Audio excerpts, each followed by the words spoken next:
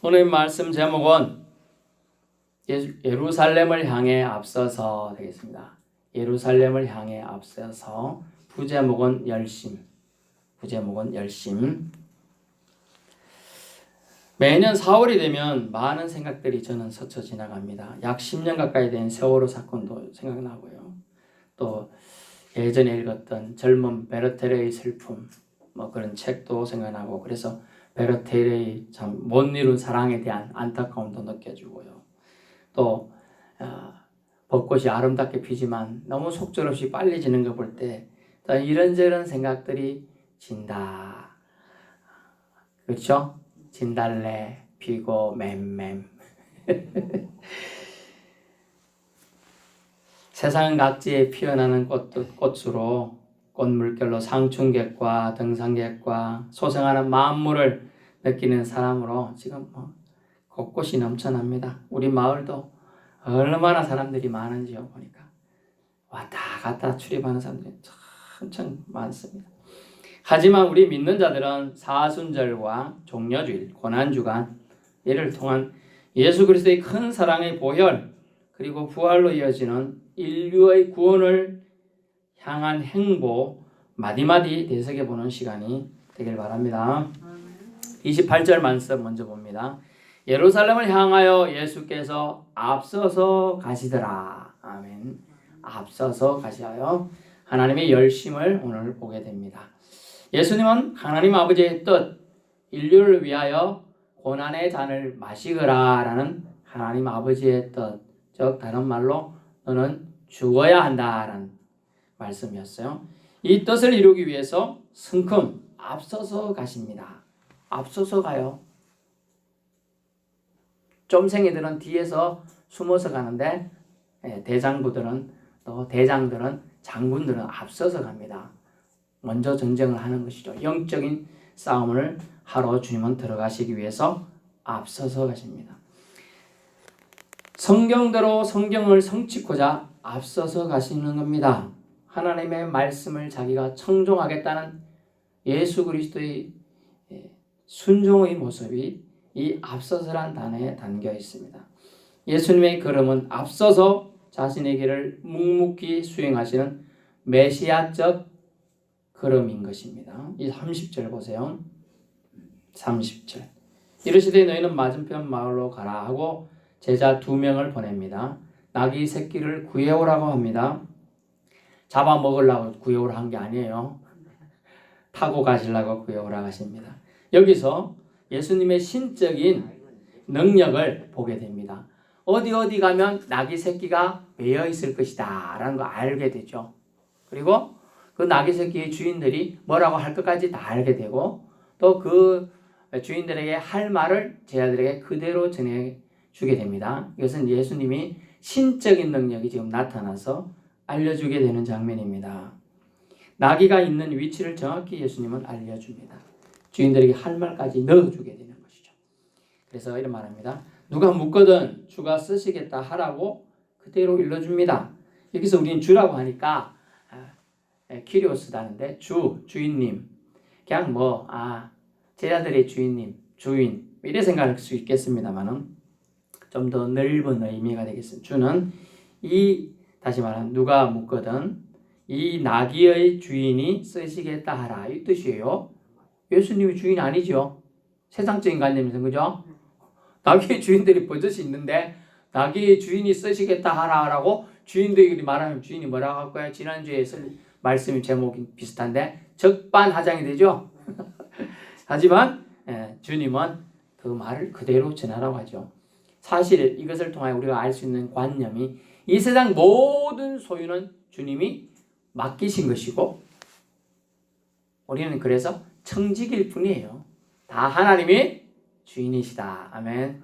믿음의 고백이 있길 바랍니다. 이 고백이 될 때 여러분이 물질에 임박이지 않아요. 물질에 묶이지 않아요. 물질을 넘어서는 사람이 되는 것입니다. 제자들은 주님의 쓰심을 받아서 갑니다. 전했고요. 나귀 새끼를 끌고 옵니다. 자기들 겉옷을 나귀 새끼 등 위에 걸쳐 놓습니다. 깔아줍니다. 예수님이 저처럼 엉덩이 살이 없어가지고 나기등 이런 데 앉으면 아픈 거예요. 그래서 깔아준 거예요. 좀 덜 아프라고. 여러분 말 타보신 분들 손 들어보세요. 말 타보신 분 하나 둘 셋 네 분밖에 없네요. 제가 말이라는 걸 이제 신혼여행 때 갔어요. 좀 무섭더라고요. 말 요만한 거 조만한 줄 알았어요. 갔더니만 이따만해. 근데 타기가 무섭더라고요. 말 여러분 이해를 돕기 위해서 말 눈깔이 이따만해요. 그게 뻔쩍뻔쩍하면서 쳐다보고 있는 거예요. 이렇게 군복하면서 좀 탈 때 너 살살 가자. 저는 타기 싫었어요. 저 어디에 계신 분은 용감하게 잘 타더라고요. 그래서 저는 간신히 올랐는데 이래가지고 근데 말이 이렇게 쩌버적 걷잖아요. 그 충격이 엉덩이 푹푹 오는 거예요. 그때는 더 말랐죠. 제가 50kg, 51kg 이렇게밖에 안 되니까 아이고 내내 쫄아가지고 떨어질까 무섭고 이제 나 말 위에 탔으니까 키가 약 2m 50에 정도 되잖아요. 저는 더 높죠. 눈높이가 아니면 한 3m 이상 높이에서 밑에 쳐다보니까 무섭더라고요. 그런데 나귀 새끼를 주님은 끌고 가라고 하는 거예요. 멋진 백마를 끌고 오라든지 개선장군이 타는 말을 끌고 오라고 한 게 아니고 나귀 새끼를 끌고 오라고 하는 겁니다. 다 이유가 있습니다.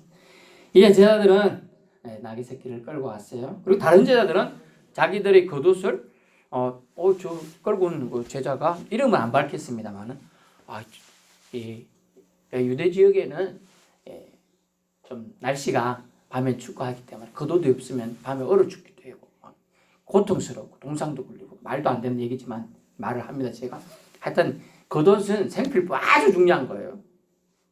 그런데 겉옷을 지금 등 위에 나귀 새끼 등 위에 얹히고 또 예수님이 걸어가실 길 위에 깔았어요. 깔아놓은 거예요. 그러니까 다른 제자들이 보기에 쟤들 저렇게 그런데 나 좀 가만히 있으면 좀 그런데 우리 다른 제자들도요.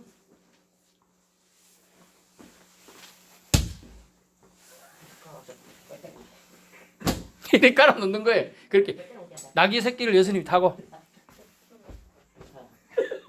이렇게 걸어가시는 거예요. 지금 자 이걸 상상하면서 들으시면 재밌습니다.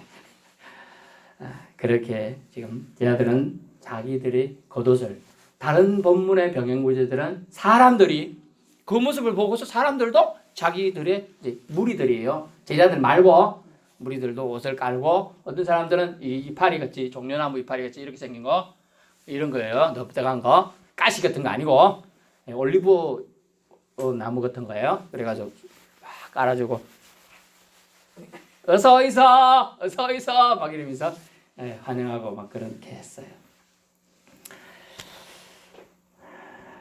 그래서 길에 자기들이 겉옷을 지금 펴는 장면이 36절에 나와 있습니다. 마태복음 21장 8절에는 나뭇가지도 길에 폈다. 양탄자를 깔아줬어야 되는데 급하게 구할 수가 없는지 그런 이유가 아니고 초라한 입성임을 예루살렘에 초라하게 들어가는 장면을 상징하는 거예요. 그리고 개선장군처럼 멋진 하얀 백마 중국 소설 같으면 천리마 같은 거 탁 타야 되는데 예수님은 초라하게 나귀 그것도 새끼 단서가 새끼가 뭐냐? 단서가 한 번도 등에 물건을 실어본 적도 없는 놈. 한 번도 물건 여러분은 잘 모르시겠지만은 등대기에 한 번도 물건을 안 실어본 동물은 뭐 얹어놓으면 가만히 있을까요? 가만히 있어요. 나부대고 난리를 쳐요. 똑같은 거예요. 그런데 이 나귀 새끼의 모습은 결국은 인류의 짐을 지고 갈 나귀 새끼는 지금 예수님을 지고 가지만 예수님은 인류의 모든 죄와 짐을 짊어지고 갈 것을 상징하고 있는 장면이 되겠습니다. 37절 제자의 온 무리가 자기들이 본 바 모든 능한 일로 인하여 기뻐하며 큰 소리로 분위기가 이거 하는데 초라하게 입성하는데도 사람들이 막 환호하고 하니까 이거 뭐가 일어날 것 같은데? 막 능언이를 기뻐하며 소리쳐요. 호산나 호산나 와 왕이 들어가십니다. 막 이렇게 소리치고 난리가 났어요. 38절 이르되 찬송하리로다 주의 이름으로 오시는 왕이요 라고 말하고 있죠. 왕이라고 말하고 있다니까요. 사람들이. 예수님은 오실 때도 초라했고 가실 때도 초라했어요. 오실 때 어디로 왔죠? 말구유 말의 먹이통에 왔어요. 예수님이 누이 놀 데가 없어가지고 마구간에서 태어났다고 하고 태어났더니 마구간이라. 그것도 누이 놀 데가 없어가지고 말구이 통에 안에 집어넣어놨어요. 예수님을. 근데 오늘도 인류의 죄를 지고 가시는 걸음에 나귀 새끼를 타고 들어가고 계십니다. 근데 사람들 입에서 알고 말하는지 모르고 말하는지 몰라도 주의 이름으로 오시는 왕이요 라고 하는 메시지를 듣게 되는 거예요. 이런 고백을 저와 여러분이 할 수 있기를 축원합니다. 그런데 오늘 내용 보면 아주 재밌는 내용이에요. 하늘의 평화 가장 높은 곳에서는 영광이로다 합니다. 아멘. 누가복음 2장 14절에 아주 비슷한 구절이 있죠. 누가복음 2장 14절 제가 읽어드릴게요. 지극히 높은 곳에서는 하나님께 영광이요 땅에서는 하나님이 기뻐하신 사람들 중에 평화로다 라고 되어 있어요. 근데 여기는 땅에서는 하나님이 기뻐하신 사람들이 평화인데 오늘 본문에서는 하늘의 평화 가장 높은 곳에서는 영광이로다 합니다. 하늘의 평화. 왜 하늘의 평화라고 했을까요? 평화란 단어는 다른 말로 번역하면 형통이라는 뜻이에요. 형통. 하늘엔 형통이다. 하나님의 뜻대로 이루어짐을 통하여 평화가 펼쳐진다는 뜻이에요. 예수님이 지금 하늘 아버지의 뜻대로 예루살렘을 들어가고 있는 거예요. 왜냐하면 스가랴 9장 9절에 예언되도록 주님은 겸손하여서 나귀를 타시다라는 표현이 스가랴 9장 9절에 예언되어 있어요. 미려 500여 년 전에 예언된 내용들, 700여 년 전에 예언된 내용이 이제 성취되기 위해서 예수님은 백마를 탄 게 아니고 멋진 승리마를 탄 게 아니고 초라한 나귀, 그것도 새끼를 타고 들어가게 됐어요. 성경을 이루기 위해서, 성경 말씀을 성취하기 위해서 말입니다. 그래서 하늘의 평화, 가장 높은 곳에서는 영광. 평화는 뭐냐 하면 순적히 무슨 일이든 잘 될 때 평화예요. 여러분 갑자기 이렇게 가는데 제가 차량 운행을 하고 있습니다. 평화는 뭐죠? 이 자리에서 삑 섰을 때 사람이 와서 우리 성도들이 타고 딱 들어오는 게 평화죠. 근데 가는데 갑자기 차가 벙커가 팡 하면서 벙커 나서 차가 못 가. 그건 평화가 아니죠. 깨지는 거예요. 똑같은 하늘의 평화는 뭐냐? 하나님의 뜻대로 지금 예수님이 일을 하고 계신다는 걸 알려주고 있는 장면이 되겠습니다. 이 광경인데 어떤 바리새인은 그런데 책망의 말을 합니다. 주님이라고 말하지도 않고 당신의 제자들을 꾸짖고 혼내시고 주의 좀 주세요. 왜 이렇게 버릇이 없습니까? 막 이렇게 지금 얘기하고 있는 장면이 나옵니다. 39절 무리 중 어떤 바리새인들이 말하되 선생이요 당신의 제자들을 책망하소서 하거늘.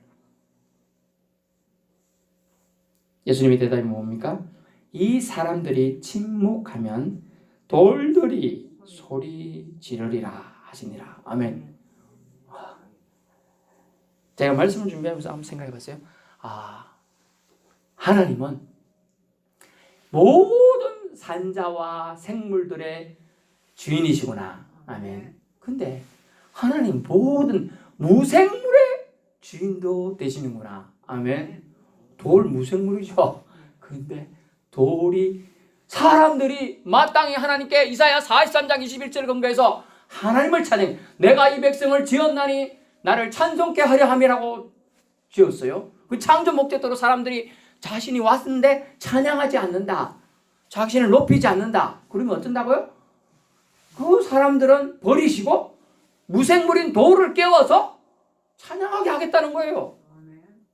저 여러분이 기억하시기 바랍니다. 여러분이 죽어서 천국 가서 마지막으로 해야 될 일이 뭐라고요? 찬양이래요. 찬양. 여러분이 입을 왜 줬어요? 저 집에 욕하지 말고 하나님을 찬양하라고 입을 준 줄로 알길 바랍니다. 예, 찬양해야 돼요. 저 집에 숟가락이 5개밖에 안 된다더라. 아이고 가난하네. 이런 얘기 하지 말고 예수님 찬양을 하시라 알려드리는 거예요. 예수님이 나 죄 때문에 죽으셨었구나. 주님 감사합니다.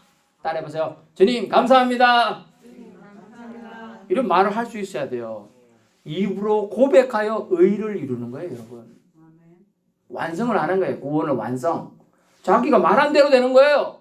제가 예전에 직장 다닐 때 뭐 그렇게 좋은 직장은 아니었습니다만 일이 너무 안 돼갖고 제가 고백했어요. 오늘도 한 건 의리를 잘해보자. 그러면 진짜로 탁탁 생겨요. 그런 말 할 때마다. 근데 사람이 취재해가지고 아이고 이제 되겠어. 이제 안 되겠다. 안 되겠다. 안 돼요 진짜로. 말이 얼마나 능력이 있는지 몰라요.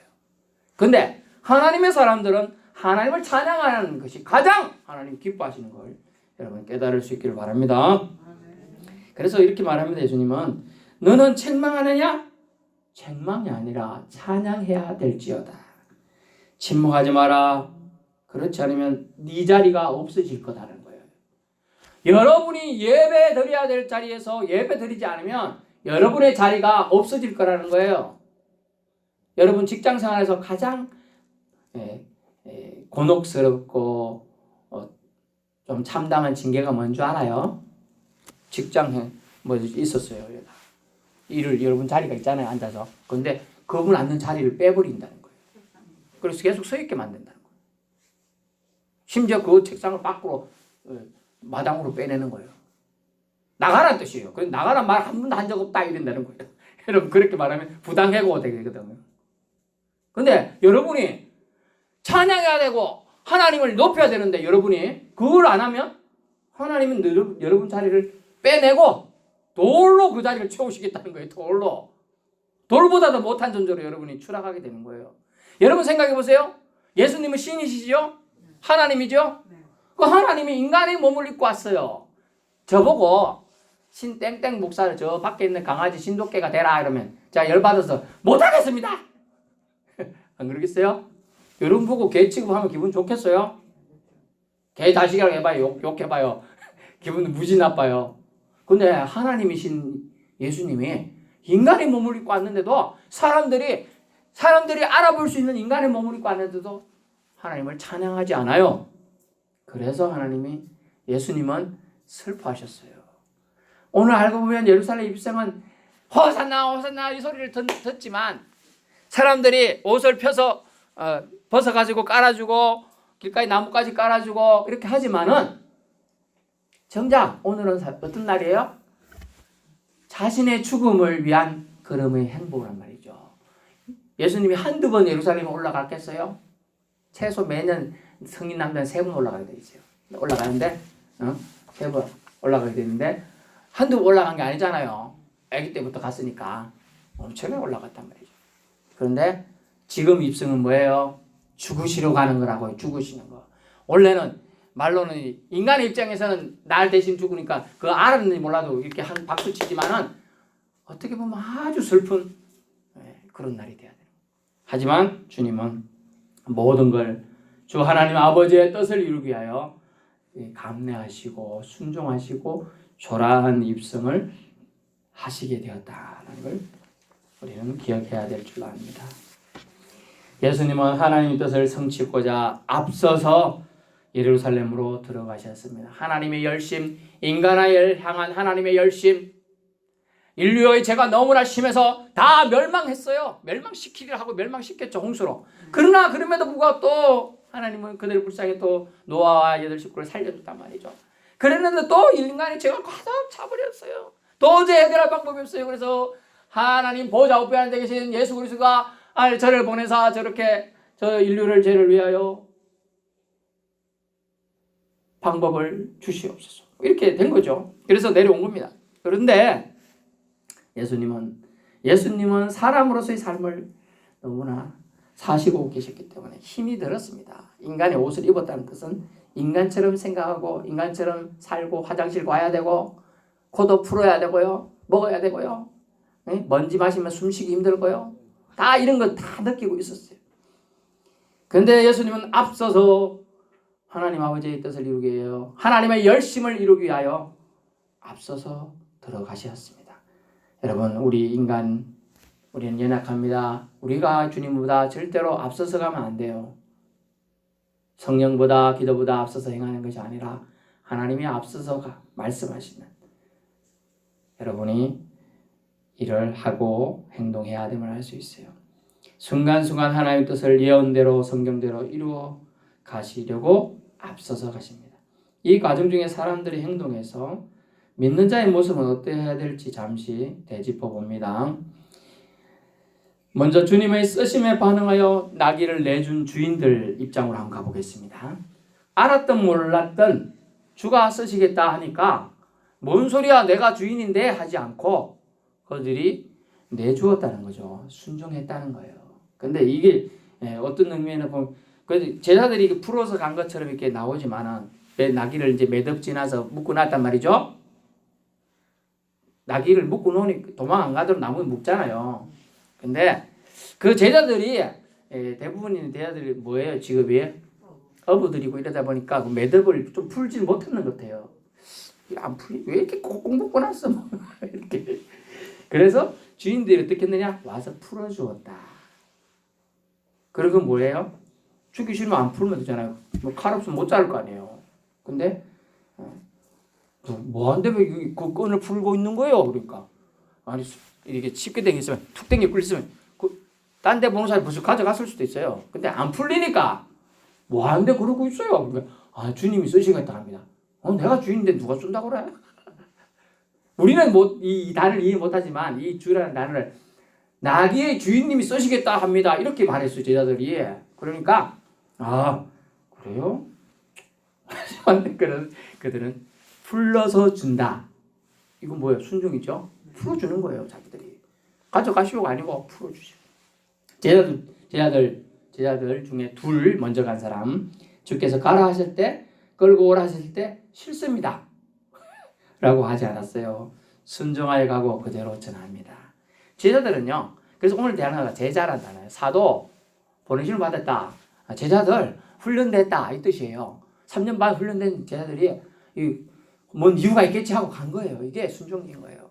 우리가 뭐 다 알아서 합니까? 다 알아서 하는 거 아니잖아요.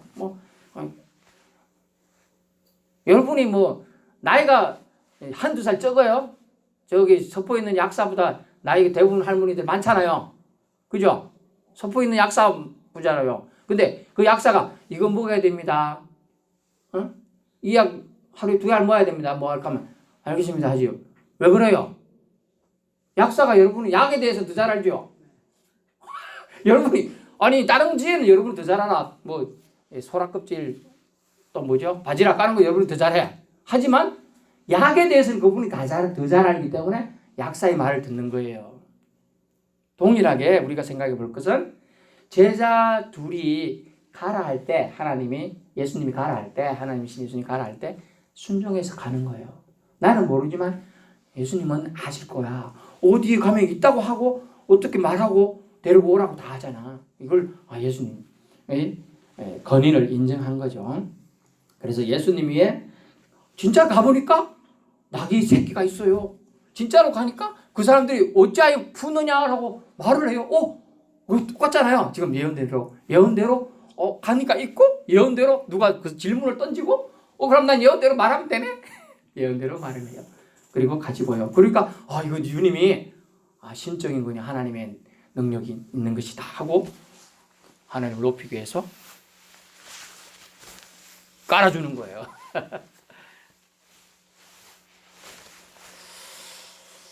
그래서 그 제자 둘은 뭐 했느냐? 자기들이 그릇을 새끼 위에 걸쳐둡니다. 순종, 여러분 순종 더하기 희생. 이게 하나님의 사랑, 하나님을 사랑하는 자의 마땅한 덕목이에요. 순종, 귀로는 들었어요. 알겠습니다. 근데 희생, 자기 옷이 좀 더러워질 수도 있어요. 그죠? 땅바닥에 까는 거. 낙타 위에서 예수님 방귀 낄 수도 있고. 그런데 지금 상상을 여러분 너무 많이 하지 말고요. 어쨌든 그럴 수 있는 걸 감내한다는 거예요. 순종은요. 제자의 무리들은 어땠어요? 하나님을 높여 찬양합니다. 호산나 호산나 뭐 제자들이 말했을 수도 있고요. 주님의 이름으로 오시는 왕이요 라고 예수님을 높여 주는 거예요. 그러면서 여기 주위 사람들이 오늘 본문에 다른 데는 얼떨결에 사람들이 막 따라갑니다. 나귀 새끼를 타고 예수님이 뚜벅뚜벅 가니까 무슨 일이 있는 것 같다. 제자들 12명이나 따라가니까요. 와, 무슨 일인가 막 따라갑니다. 얼떨결에 사람들이 그 앞에 막 겉옷을 펴니다. 종려나무도 흔듭니다. 나뭇가지도 막 뿌려줍니다. 하면서. 그러면 여러분은 이 장면에서 얼떨결에 겉옷을 펴는 자가 또 얼떨결에 종려나무를 흔드는 자인가 생각해 봐야 돼요. 본문에 어떤 바리새인이 하나 더 나옵니다. 꾸짖어 책망한다. 말로는 당신의 제자들을 책망하셨지만 결국 누구를 책망하는 거예요? 예수님을 책망하는 거예요. 여기서 잠깐 살면서 소극적이고 적극적인 순종은 모두 그래도 완벽하진 않지만 순종입니다. 하지만 적극적인 불순종, 어떤 바리새인은 예수님을 대하여 대적한 거예요. 이거는 제자들을 이렇게 책망하는 것은 예수님을 책망하는 거고, 예수님 책망하는 것은 결국 하나님을 안 믿는 불신자의 모습이다라는 거예요. 또 불순종의 모두 아닙니다. 이사야 43장 21절을 기억하세요. 창조 목적대로 우리는 살아야 하지 않겠습니까? 오늘의 교훈은요, 예수님께서 예루살렘 입성의 행보에 진정한 속뜻을 알았든 몰랐든 중요한 것은 그 자리에서 인생이 할 일, 우리가 할 일이 뭐냐? 순종이라는 것이죠. 예수님을 따라가는 거예요. 이게 순종인 거예요. 예수님은 앞서서 가셨어요. 우리는 뒤따라가면 되는 거예요. 예수님은 하나님 아버지 뜻에 순종하시어 기꺼이 앞서서 가십니다. 앞서서. 깜깜한 밤에 엄마와 아이가 또랑물을 건너고 있습니다. 옛날 시냇물. 엄마, 저 또랑에 빠질까 봐 겁이 나. 엄마만 따라와. 손잡고 따라오면 돼. 엄마 보폭 벌려서 똑같이만 건너면 돼. 따라가는 거예요. 우리는 따라가는 제자예요. 제자는 따라가는 거예요. 앞서가면 안 돼요. 앞서가면 위험해져요. 저 옆에 붙어있는 이단들이 되는 거예요. 하나님의 열심으로 우리는 예수님이 걸어가신 예루살렘 입성의 의미를 잘 되새기고 봐야 합니다. 제자들의 반응은, 예수님 믿는 자의 반응은 이해가 안 되어도 주님의 걸음을 같이 동행하며 순종할 때 빛이 나는 겁니다. 초라한 입성일 수 있으나 지금 현재 가진 것으로 최고의 예우를 합니다. 자기의 겉옷을 펴서 펼치고요. 나뭇가지를 베어다가 흔들고 펼쳐놓으며 예수님이 가신 길을 배용하고 환영합니다. 여기서 저는 이렇게까지 말씀을 준비했습니다. 그런데 하나님이 꿈속에서 저에게 엄청난 말씀 중에 충격에 빠져서 그 말씀도 전합니다. 고린도전서 15장 3, 4절. 고린도전서 15장 3, 4절. 성경대로라는 단어가 나오는데 한번 찾아서 묵상해 보시기 바랍니다. 우리가 섬기는 방식으로 하나님을 우리가 우리 자신이 섬기는 방식으로 하나님을 배반할 수도 있다는 것을 가르쳐 주셨어요. 주님은. 그래서 제가 충격에 빠져서 잠에서 깼어요. 내가 섬기는 방식으로 예배를 드리는데, 내가 섬기는 방식으로 삶에서 하나님께 영광 올려드린다고 했는데 하나님을 배반하는 행동이 될 수도 있다라는 거예요. 내가 바쁘니까 좀 안 바쁠 때 하나님을 섬기겠다라고 생각했을 수 있어요. 그 방식이 뭐냐? 오늘 어떤 바리새인이 한 열심히, 바리새인 뜻이 뭐라고요? 율법주의자로서 열심 있는 사람을 바리새인이라고 합니다. 열심을 내는 사람. 하나님을 향한 열심을 가지고 있는 사람이 바리새인들이에요. 그렇지만 하나님이 예수님의 형상으로 왔을 때 받아들일 수가 없었어요. 대표격으로 지금 말하고 있지만 주님을 주님으로 인정하지 못하는 거예요. 주의 이름으로 오시는 왕이여라고 하는 사람들의 소리를 듣고 거부감이 생겨나는 거예요. 거절감이 생겨나는 거예요. 나쁜 말하면 저놈의 새끼 때려야겠다. 이렇게 얘기하는 거예요. 여러분이 섬기는 방식을 돌아봐야 돼요. 우리 중에 어떤 바리새인처럼 세상 풍습의 잣대, 자신의 생각, 이념, 지식의 잣대로 예수님을, 하나님을 믿고 있지 않는가 생각해 보아야 한다는 거예요. 이로 인해 하나님 마음을 아프게 하고 있지 않습니까? 또 하나는 무리로서 예수님의 하나님의 아들로서 왕의 왕되심을 환영해야 할 텐데 이목 때문에 가만히 있는다거나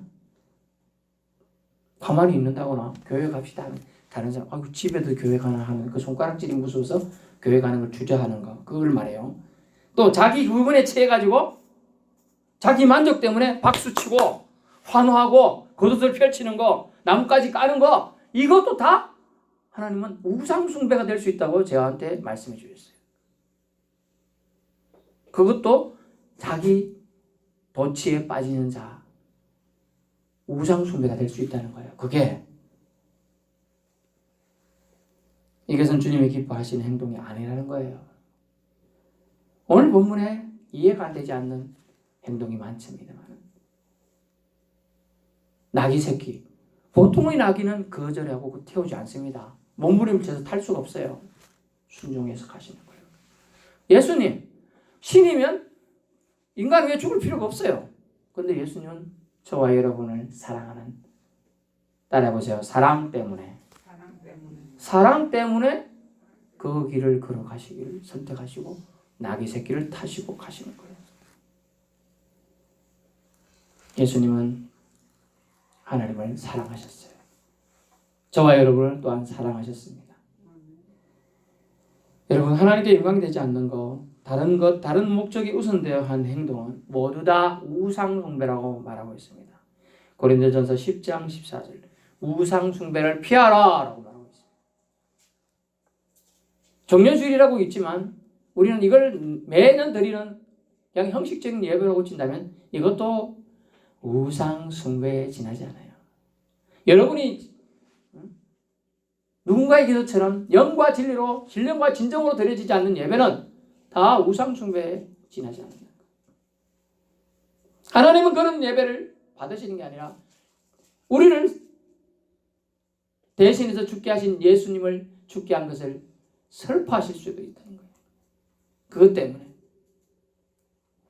그래서 오늘 본문에 예루살렘을 향해 주님이 앞서서 가신 이유는 오직 우리 때문에 그랬습니다. 우리를 사랑하시는 그 사랑, 하나님의 열심을 우리는 기억해야 돼요. 예수님은 앞서서 가셨어요. 왜요? 저와 여러분을 사랑하시기 때문에.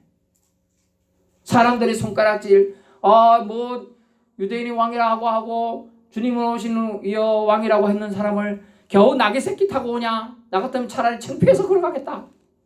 아니, 우리가 따라가던 예수님이 그래도 왕이라고 들은 줄 아는데, 이스라엘 구원할 자라고 우리가 들은 사람도 있는데 나귀 새끼라도 말이라도 타야지, 저게 뭐야? 창피해서 안 따라갈란다. 이런 사람들이 다 주님을 슬프게 하고 우상숭배하는 거예요. 자들의 여러분이 따라간다는 거예요. 여러분 어떤 모습으로 신앙생활을 하고 있어요? 예수님이 예루살렘에 입성한 모습을 진정 나를 위한 구원의 행보로 기억하십니까? 아니면 오늘도 또 올해도 그냥 매년 있는 그냥 기독교적 절기로 보고 계십니까? 그렇지 않습니다. 하나님의 열심을 품은 예수 그리스도의 사랑, 우리는 따라가야 합니다. 찬양하면서 그분을 높여야 될 줄 압니다. 비난하는 자는 마땅히 어떤 바리새인이 잘 서울로, 지옥으로 내려가게 돼 있어요. 하나님은 반드시 여러분에게 말합니다. 여러분이 드리는 행동으로 여러분을 판단하신다고 했어요. 저 여러분 다 주님께서 인정하시는 믿음 생활 할 수 있길 축원합니다.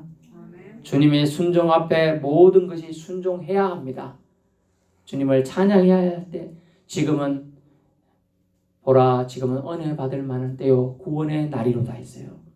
지금 순종해야 하는 거고, 지금 하나님을 예배해야 하는 거예요.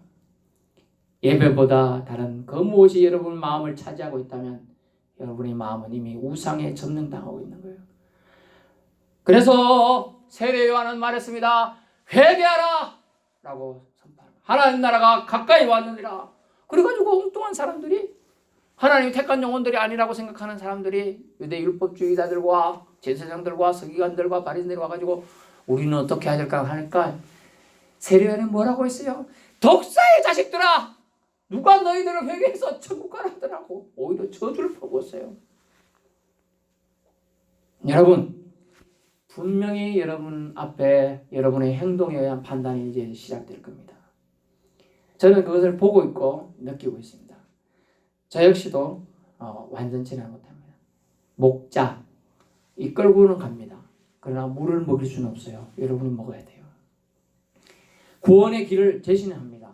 하지만 여러분이 그 구원의 길에 완성을 하도록 입술의 고백과 찬양의 제사를 올려드릴 수 있기를 축원합니다. 기도하겠습니다.